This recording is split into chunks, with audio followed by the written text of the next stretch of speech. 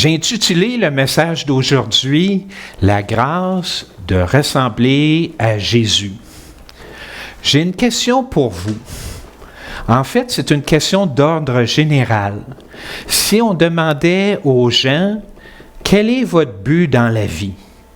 Quel but poursuivez-vous dans la vie? » La majorité vont répondre une réponse à peu près semblable à celle-ci. Je désire avoir une bonne santé, demeurer en bonne santé et d'avoir suffisamment d'argent pour maintenir une certaine qualité de vie. Dans le fond, ce que les gens nous disent, c'est tout simplement « je veux être bien, je veux avoir le bien, me sentir bien ». Mais le chemin qu'ils prennent, avouons-le, avec un monde injuste où il y a beaucoup d'épreuves, bien, ce chemin-là de dire « je vais être riche et en santé plutôt que pauvre et malade », bien, c'est ce qu'on souhaite, mais dans la vie, ce n'est pas toujours ce qui arrive. Pour nous, les chrétiens maintenant, quel devrait être notre but? Qu'est-ce qui devrait nous motiver dans la vie? En fait, deux choses. C'est d'aimer Dieu de tout son cœur, de toutes ses forces et d'aimer son prochain comme soi-même. Comment est-ce qu'on fait ça? Chose impossible à faire. Bien, on a un modèle. Et le modèle, il y en a juste un, c'est Jésus-Christ. Et c'est de suivre, d'accepter ses enseignements, les incorporer, les vivre, les mettre en pratique. Et aussi, c'est de les enseigner à notre tour. C'est ce qu'on va voir avec plus de détails aujourd'hui. Qu'est-ce qu'un disciple de Jésus-Christ? Parce qu'il faut savoir qui on suit, qu'est-ce qu'il enseigne, qu'est-ce qu'il dit, comment mettre ça en pratique, etc. Je vais développer ces 4 idées-là au cours du message. Bien, un disciple, c'est quelqu'un qui se repent de vivre séparé du Dieu trine. C'est quelqu'un qui, dans le fond, met Dieu dans sa vie. Il croit aussi les enseignements de Jésus concernant la réalité de sa nouvelle nature. Ça, dans le fond, Jésus les développe, ces idées-là, avec les béatitudes. Entre autres, heureux les pauvres en esprit. Ben, dans le fond, c'est pas de dire on est stupide. Non, pas du tout. C'est tout simplement, on dépend de l'Esprit Saint. Notre esprit est pas suffisant. Notre volonté est pas suffisante pour résister au mal. Ça, c'est une chose. Et on est enseignable. Entre autres aussi, Jésus dit dans les béatitudes, heureux ceux qui procurent la paix d'esprit, parce qu'ils sont fils et filles de Dieu. Heureux les miséricordieux. Comment ça? C'est parce que c'est des gens qui pardonnent. Pourquoi? Bien, pour avoir la paix d'esprit. C'est ce qu'on va voir un peu plus tard dans le message. Et aussi, bien, le Saint-Esprit nous aide à comprendre les paroles, les enseignements de Jésus-Christ et de les mettre en pratique. Bien sûr, un disciple de Jésus, c'est quelqu'un qui demande à Dieu la motivation parce qu'on ne l'a pas tout le temps. Tout vient de lui. Nous sommes motivés par sa grâce parce que il nous doit rien. Au contraire, on pêche et c'est pas, comment je pourrais dire, qu'on l'a mérité. Non, il nous donne la possibilité de comprendre les paroles de Dieu, les enseignements de Jésus-Christ. Et c'est comment? Ben, c'est en étant unis à lui, en lui parlant par la prière, par la lecture de la Bible, par l'écoute des messages, entre autres. Aussi, ben c'est une personne qui va aimer sa famille, ses proches, autrement dit. Ça, vous allez me dire, ben il n'y a rien là, même un non-croyant fait ça. Je vous l'accorde. Mais ça va plus loin que ça. C'est aussi d'aimer ses collègues de travail, ses voisins. Et là, c'est pas tout le monde qui va vous aimer en retour. Et ça va encore un peu plus loin. C'est d'aimer ses ennemis, ceux qui vous font du tort, ceux qui vous enlèvent des choses. Oh là, minute, là, ça c'est impossible aux hommes. Vous avez raison, mais c'est possible à Dieu. Pourquoi aimer ses ennemis? Comment qu'on fait ça? Bien, dans le fond, on prie pour eux. Dieu accorde de leur la repentance. Peut-être que ça n'arrivera pas dans cette vie-ci. Ça se peut. Mais ce qu'il va y avoir, par contre, c'est vous, en priant pour vos ennemis, vous allez les aimer, cesser cessez de leur en vouloir. Vous allez retrouver une paix d'esprit, même si on vous a enlevé des choses au niveau matériel, parce que ce sont vos ennemis. Et finalement, c'est quelqu'un qui participe au travail de réconciliation de Dieu avec l'humanité, selon sa santé, ses dons, ses talents. Parce que c'est pas juste de recevoir l'enseignement et aussi de le mettre en pratique, c'est de l'enseigner aussi à notre tour selon notre compréhension. C'est les trois ensemble. Jésus, il faut savoir à quoi il ressemble, c'est quoi ses idées. Est-ce que c'était tout simplement un bon enseignant? C'était plus que ça. Matthieu nous montre que Jésus est le Fils de Dieu en action et il n'y a pas de distorsion en Jésus. Il parle, il pense, il agit toujours en concordance avec son être. Il est amour. On peut avoir confiance à cause des miracles qu'il a fait, que ses enseignements, ses actions, ça reflète bien les pensées, le caractère du Dieu Trine. Jésus, finalement, est la parole divine faite homme. C'est Jésus qui est venu se donner à nous, c'est Dieu, et sa miséricorde pour pardonner tous les péchés, elle est grande. Ça permet de pardonner les péchés de toute l'humanité. Comment est-ce qu'on pourrait dire? On ne mérite pas ça. Nous, ce qu'on méritait, c'était la mort, la condamnation qu'on devait subir, le châtiment, c'est lui qui l'a subi à notre place. Et lui, il a mené une vie parfaite. La récompense de mener une vie parfaite, c'est nous qui la recevons avec la vie éternelle. Et c'est pour ça que c'est important de ne pas juger, de ne pas blâmer les autres, parce qu'on ne mérite rien en réalité. Certains vont dire, OK, je ne blâmerai pas telle personne, mais je vais blâmer le diable à la place. Je vais vous ramener au jardin d'Éden. Adam et Ève, Adam avait blâmé sa femme et sa femme, Ève, avait blâmé le serpent, le diable. Est-ce que les deux se sentaient bien? Non. Les deux se sentaient coupables, honteux et se sont cachés de Dieu. Blâmer le diable ou blâmer les autres, ça ne sert à rien. C'est important plutôt de pardonner et faire avancer le royaume. C'est ce que Jésus faisait, lui. Il parcourait toutes les villes et les villages d'Israël. Il n'oubliait personne dans Israël. Il enseignait, c'est ça le mot à retenir, il enseignait comment avoir la paix d'esprit, comment aimer. Il prêchait la bonne nouvelle du royaume. Pourquoi? Parce que ça me donne quoi, moi, d'aimer si après cette vie-ci, arrivée à la mort, il n'y a plus rien? Non, il y a un espoir. Il donnait cet espoir-là.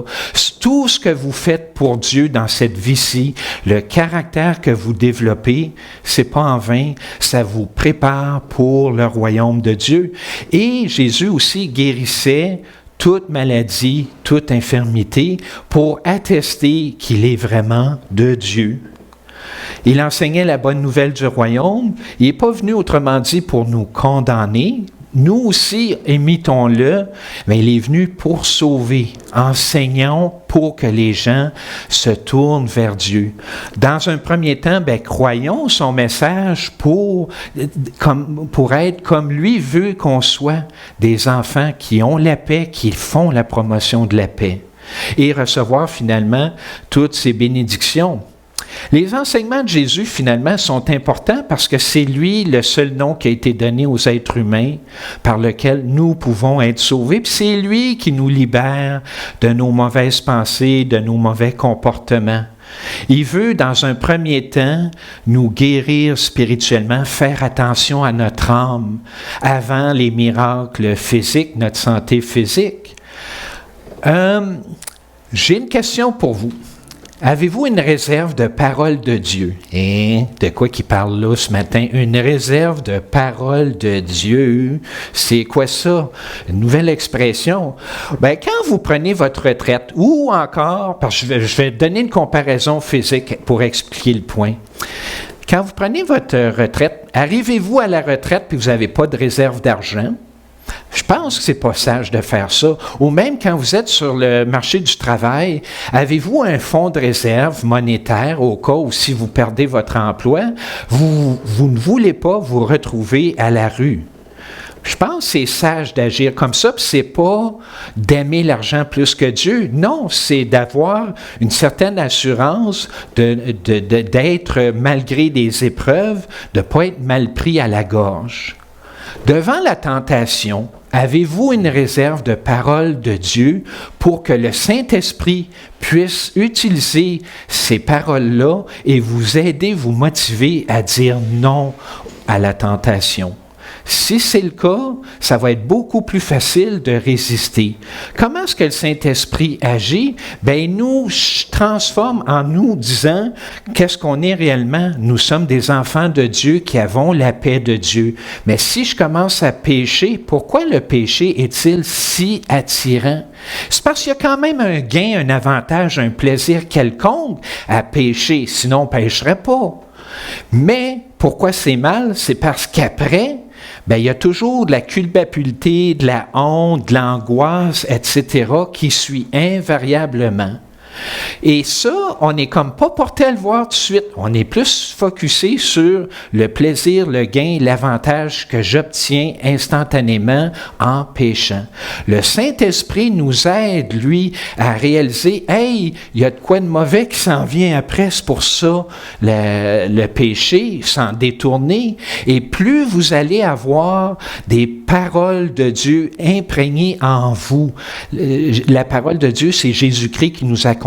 C'est l'épée de la parole pour détruire les raisonnements. C'est pas juste vous changer les idées pour penser à d'autres choses. Non, parce que la mauvaise pensée que le diable vous suggère, elle va revenir. C'est juste une question de temps. Et on va tomber à ce moment-là. Pour ça, il faut vraiment détruire le faux raisonnement, le mensonge. Un exemple, Pierre, tu convoiteras pas. C'est ce que la loi me dit. Bien, si je focus sur la loi au lieu de focuser sur qui je suis, ma nature, que je suis un enfant qui a la paix, bien, je vais dire, OK, il ne faut pas que je convoite, je focus là. Qu'est-ce que vous pensez qui va arriver? Bien, je vais convoiter. C'est juste normal. Pourquoi? Bien, je veux qu'on retienne deux choses sur la loi. La loi est bonne, mais la loi est impuissante. Bonne et impuissante. Comment ça est bonne? Bien, la loi me dit qu'est-ce qui risque de m'arriver si je pêche. C'est-à-dire que si je convoite, je vais être malheureux. Peut-être sur le coup, je vais être bien, mais après, je vais être malheureux. Donc, elle montre le chemin, comment être bien. Mais la loi est impuissante parce qu'elle ne m'empêche pas de me détourner de ça, du péché. C'est le péché qui se sert d'une chose bonne, la loi, et il est vraiment mauvais péché, pour m'amener à pécher. Et si je focus plutôt sur qui je suis en Jésus-Christ, ma nature, c'est comme ça que je vais être motivé à dire non au péché. On a tous des tentations différentes. Il y en a pour qui ça va être difficile de dire non à la drogue, d'autres à la boisson, au jeu, etc. Mais chacun, on est capable dans le fond, d'attaquer ces idées-là mensongères du diable et justement de se détourner des mauvaises idées. Jésus, autrement dit, nous voit avec nos difficultés. Il est compatissant. Il a pardonné tout. Il veut qu'on soit transformé. Comment? En restant en communion avec lui. C'est Dieu qui agit en premier dans nos vies et nous participons ensuite. Nous intégrons les enseignements et on est guidé pour faire la volonté de Dieu. C'est ce qu'on voit ici que Matthieu fait ressortir, c'est que c'est un Dieu qui est compatissant. Voyant la foule, il fut ému de compassion pour elle parce qu'elle était languissante et abattues comme des brebis qui n'ont point de berger. Les enseignements, les béatitudes, ça s'en venait, puis les gens les intégraient graduellement. C'est pas facile à comprendre ces choses-là. C'est l'Esprit, en fin de compte, qui va nous transformer, qui vient habiter en nous. La moisson va produire en son temps des ouvriers, et ces ouvriers-là, ce sont les disciples de Jésus-Christ, mais pas n'importe lesquels. Jésus veut que ses disciples lui ressemblent. Le but dans votre vie, si à la fin de votre vie, vous dites « je ne ressemble pas du tout à Jésus-Christ », après avoir été équipé pour comprendre la parole de Dieu, après avoir reçu le Saint-Esprit qui vous aide à l'intégrer, bien vous direz « ouais, j'ai manqué le bateau ». Non, à la fin de votre vie, vous voulez dire plutôt, « Hey, j'ai été béni de comprendre les enseignements de Jésus-Christ, d'une part, et de pouvoir les mettre en application grâce au Saint-Esprit parce que je fais appel à lui, parce que mon esprit est trop faible pour me détourner de tout mal, et je les ai même enseignés dans ma vie. » Bien, quand vous arriverez à la fin de votre vie, vous serez fiers d'avoir, disons, participé à mettre en place le royaume, puis ça vous prépare en même temps.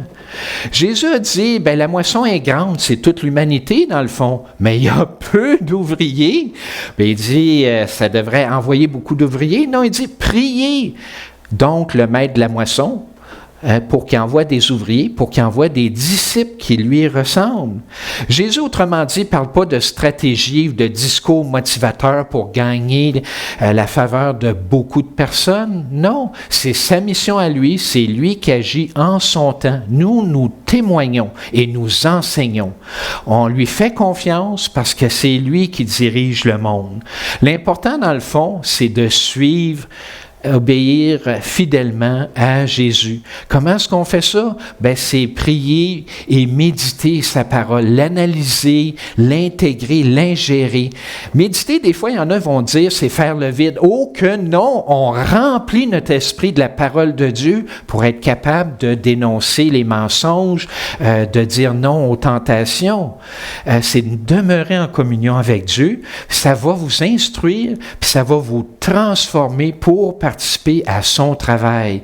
Puis Dieu, ben Jésus ajoute des disciples, que vous soyez là ou pas, lui il en ajoute en tout temps. Il travaille tout le temps, il est toujours à l'œuvre. Il ne prend pas de vacances. Par contre, quand que Dieu nous fait participer, ben il nous fait pas, comment je pourrais vous dire, c'est un travail que j'aime pas faire. Pierre, occupe-toi-en, moi, c'est bon débarras, bouche-trou, là, ça me tente pas de faire ça, ce travail-là, de faire des disciples. Non, il nous fait participer, il faut voir ça comme, la pression n'est pas sur nous, qu'il y ait des disciples ou non qui viennent dans le corps de Christ, c'est sa mission à lui, c'est pas la nôtre. Lui, il veut nous décharger des fardeaux, pas nous en mettre, là. Donc, autrement dit, ce que Dieu veut d'abord et avant tout, c'est des disciples semblables à Jésus, qui sont guidés par le Saint-Esprit. Et c'est ce que Matthieu fait ressortir ici, là. C'est pas le spectaculaire qu'il veut faire ressortir, il veut faire ressortir que les disciples, même s'ils n'avaient pas encore reçu le Saint-Esprit, on est avant la Pentecôte ici, même s'ils n'étaient pas parfaits, même s'ils allaient tous abandonner Jésus lorsqu'il a été arrêté, bien regardez qu'est-ce que Matthieu dit. Puis, ayant appelé ses 12 disciples, il leur donna le pouvoir de chasser les esprits impurs, de guérir toute maladie et toute infirmité. Dans le fond, elles avaient la même chose, faisaient la même chose que Jésus. Ils lui ressemblaient, bien qu'à ce moment-là, ne comprenaient pas tout sur la nature, la nouvelle nature transformée.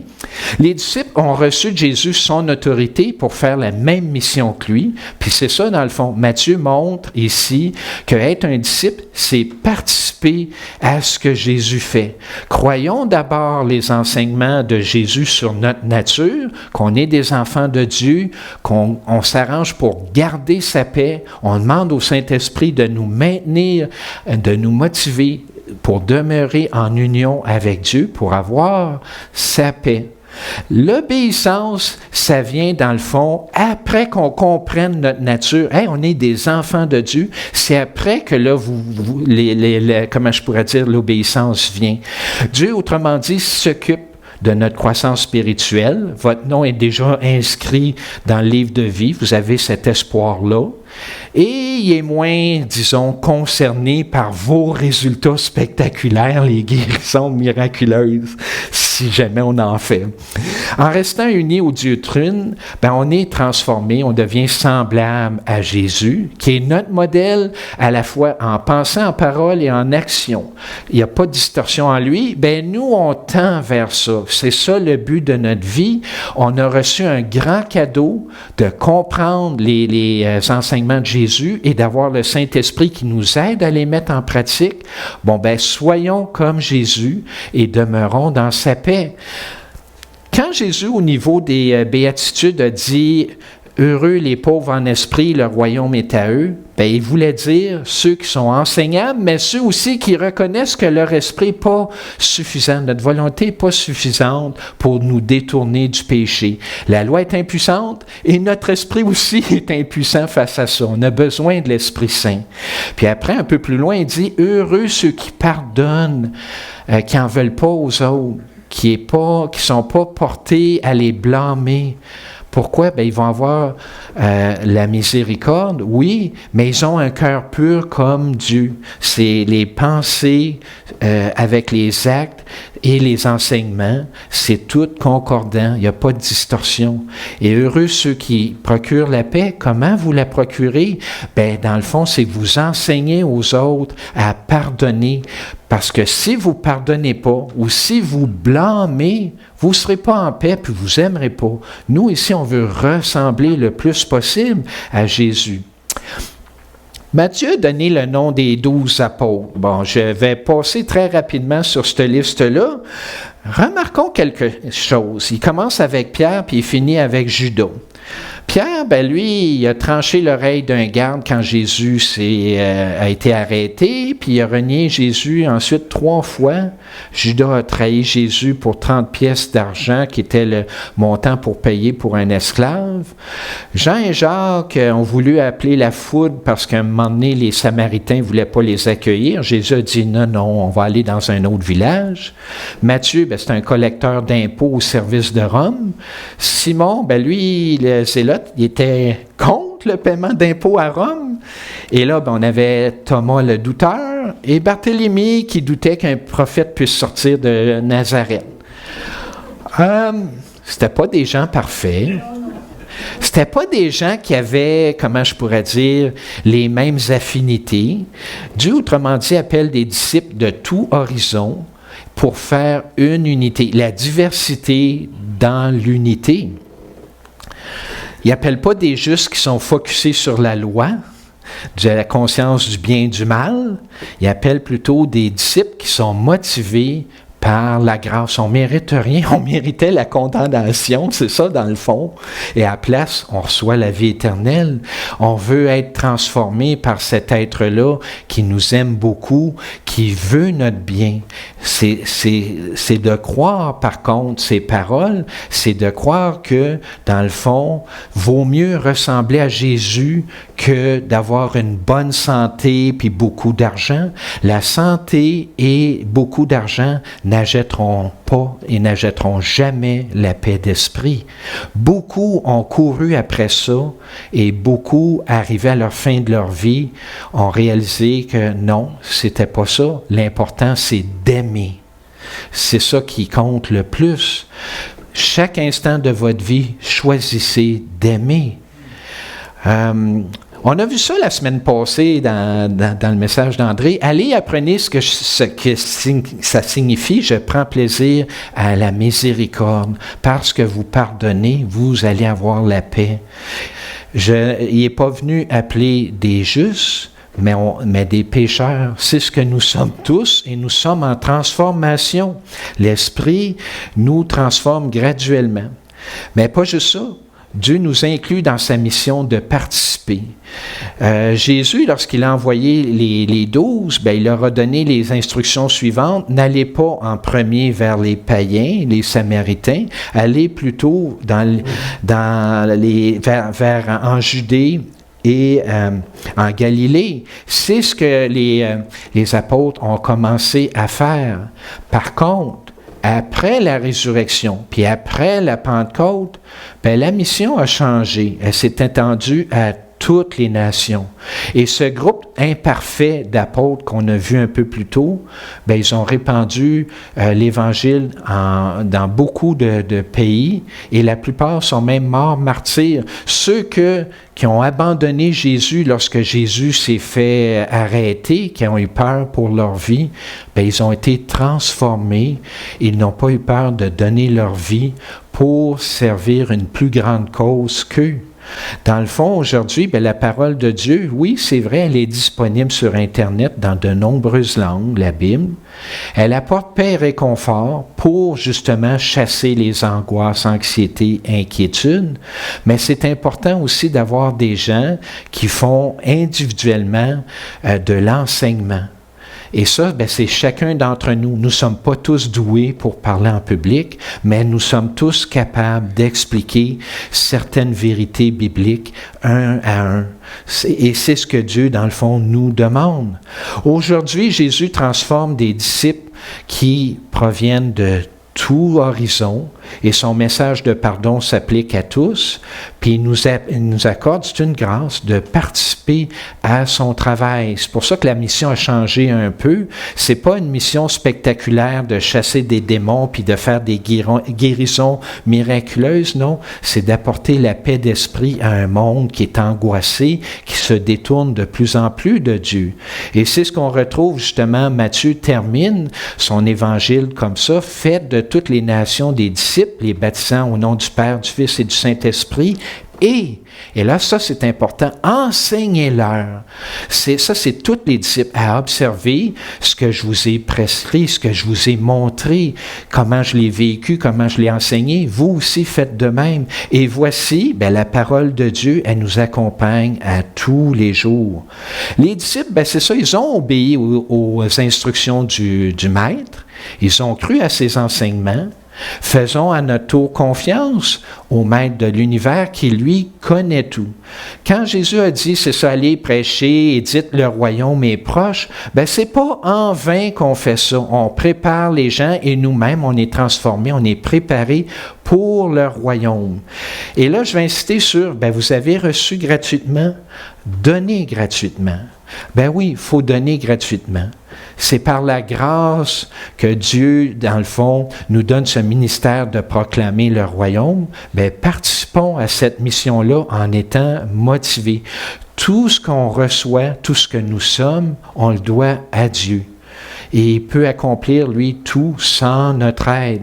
Mais plus nous devenons conscients de qui nous sommes, bien, plus la nouvelle nature que nous avons, mais qu'on a de la misère à intégrer, à agir conformément à cette nouvelle nature-là, bien, plus elle va prendre de place dans notre vie, plus on va être transformé.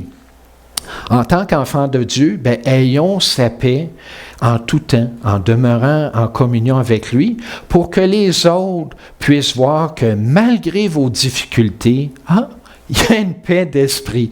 Moi, je l'ai vu à un moment donné lorsque j'étais à l'hôpital avec mon épouse qui est décédée. Je faisais des blagues, des choses genre. C'était difficile comme situation, mais les gens voyaient que, hey, il est loin d'être découragé, il est loin d'être déprimé ou angoissé. Non, malgré tout, il a une joie. Et je faisais sourire mon épouse aussi, et je voyais qu'elle avait la paix malgré sa condition difficile. Ben c'est drôle à dire, hein? On ne souhaite pas ça, mais parfois ça va être dans vos épreuves, demandez la paix, et parce que vous aurez la paix, les gens vont être plus portés à écouter ce que vous avez à dire, votre témoignage va parler beaucoup plus fort à ce moment-là. Dans le fond, ben c'est ça, c'est par la grâce que nous sommes sauvés, par le moyen de la foi. C'est Dieu qui nous ouvre l'esprit, qu'on comprend ses enseignements, puis qu'on accorde la crédibilité à ça. Ça vient pas de nous, c'est pas, on mérite pas ça, c'est vraiment Dieu qui nous donne tout ça. C'est pas parce qu'on fait des bonnes œuvres, non, mais Dieu veut qu'on fasse les œuvres pour glorifier son nom, faire resplendir son nom. Il nous a créés pour ça. Alors choisissons d'aimer. En conclusion, ben, on dit c'est la fête des pères, tel père, tel fils. Ben moi, j'ai changé ça. J'ai plutôt pour qu'on retienne, non, tel maître, tel disciple. Soyez comme Jésus. Ben, en fait, ce qu'on a vu, ben, la mission terrestre de Jésus, ben, c'est Dieu qui vient à nous pour nous sauver. Il nous apporte la bonne nouvelle du royaume. Il appuie ses enseignements par des miracles. Ça, je vous dirais, c'est le ministère de l'espérance. Il n'y a pas de distorsion entre les pensées, les paroles, les actions de Jésus. Maintenant, le ministère de la foi, on est transformé, on croit ce que les paroles de Jésus et le Saint-Esprit nous aide à les incorporer, à les vivre.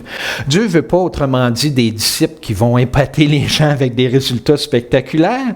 Non, il veut des disciples qui ressemblent à Jésus, qui comprennent les enseignements assez pour les mettre en pratique et les enseigner à leur tour. Et c'est comme ça qu'on devient de plus en plus semblable à Jésus. En demeurant en communion avec Dieu, on reçoit, on la demande, là, la motivation, parce qu'on ne l'a pas toujours. Et oui, il va nous la donner pour qu'on puisse obéir et présenter un exemple de paix et d'amour. Puis finalement, le ministère de l'amour, vous m'avez, comment je pourrais dire, nommé leader de l'amour. Il faut que je vous parle de l'amour, puis je vais finir, c'est arrangé avec le gars des vues. Il va finir avec ce ministère-là. Jésus nous inclut dans sa mission pour aller vers les autres. Nos croyances, c'est-à-dire nos pensées, ça influence, c'est-à-dire les croyances influencent notre esprit, et un coup que l'esprit est influencé, le corps va suivre. Les paroles, les gestes, ça suit selon ce que vous avez absorbé, intégré comme pensée dans votre esprit. Et c'est pour ça que c'est important d'être fidèle à la parole de Dieu, de bien la comprendre pour ne pas accepter n'importe quoi dans votre esprit.